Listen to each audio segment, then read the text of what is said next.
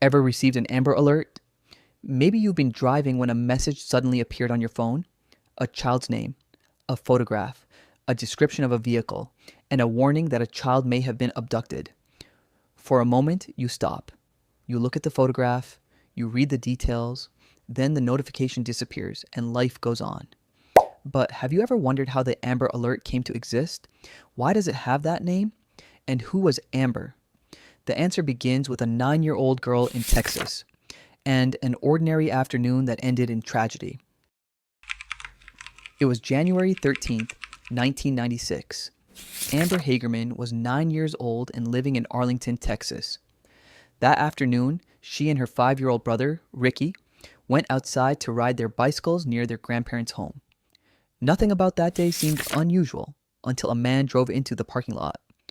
According to witnesses, the man got out of his pickup truck, grabbed Amber from her bicycle, and forced her into his vehicle. Her little brother saw what happened, and within minutes the police were called. Amber was missing. The search began.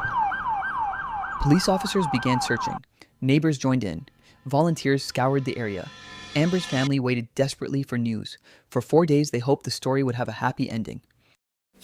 Then, on January the 17th, a man walking his dog made a horrifying discovery. Amber's body was found in a creek behind an apartment complex, just a few miles from where she had been taken. She had been murdered. She was 9 years old, and the person responsible was never identified. There was no arrest, no trial, no conviction. For Amber's family, the questions remained. Who took her? Why? And could something have been done differently? But as the community mourned, another question began to emerge, one that would eventually change the way America responds to child abductions. At the time Amber disappeared, there was no nationwide system designed to immediately alert the public when a child was believed to have been abducted.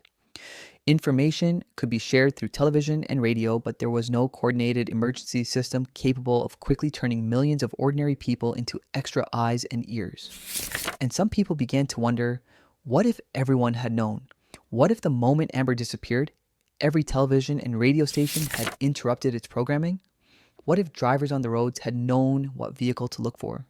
What if someone had seen the right car at the right time? Could the outcome have been different? No one can know. But the idea took hold. One person who helped push that idea forward was Donna Norris, a reporter in the Dallas-Fort Worth area.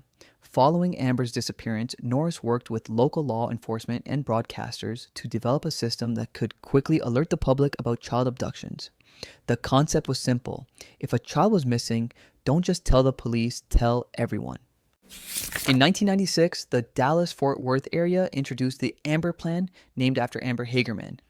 The idea quickly spread. Other states began developing similar systems. Then, in 2003, the United States established a national Amber Alert system.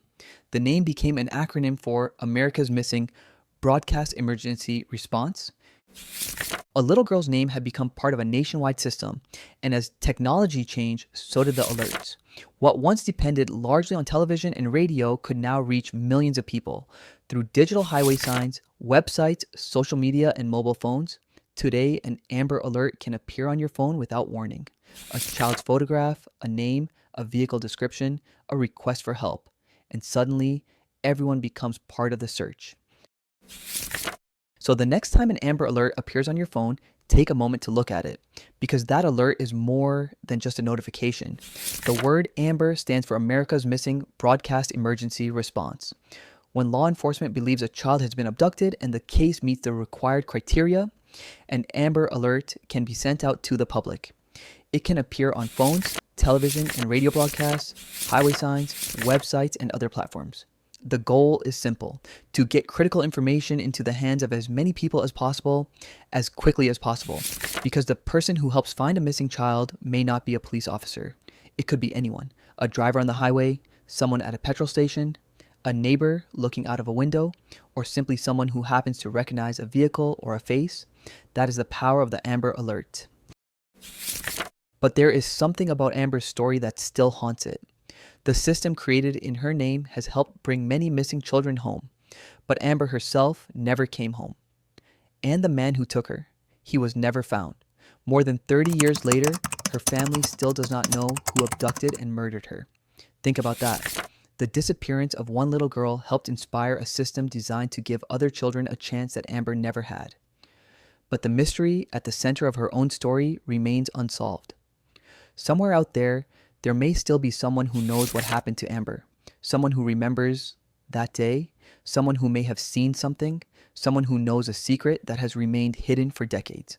And while the Amber Alert system continues to help search for children who disappear today, one question from 1996 remains unanswered.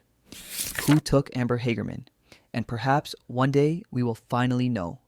Until then, every time an Amber Alert flashes across a screen, her name is still there. Amber, a little girl who never made it home, but whose story may help bring someone else's child home someday.